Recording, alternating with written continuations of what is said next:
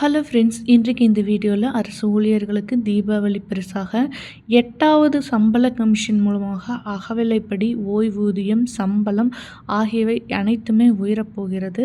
அதை பற்றி இந்த வீடியோவில் டீட்டெயில்டாக பார்க்கலாம்.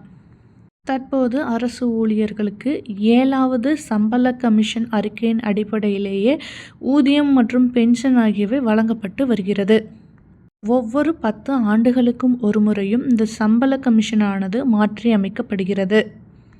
இந்த கமிஷன் அமைக்கப்பட்டவுடன் 15 மாதங்களிலிருந்து 18 மாதங்களுக்குள் அறிக்கை சமர்ப்பிக்கப்பட்டு அது அமலுக்கு வரும்.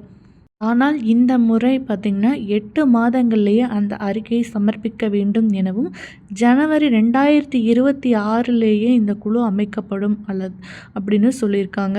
இதன் அறிக்கை சமர்ப்பிக்கப்பட்டாலும் அரியர்ஸ் பெண்டிங்கானது 2026 ஜனவரியிலேருந்தே கால்குலேட் பண்ணப்பட்டு சம்பளம் மற்றும் பென்ஷன் படிகள் அனைத்துமே வழங்கப்படும் அப்படின்னு சொல்லியிருக்காங்க.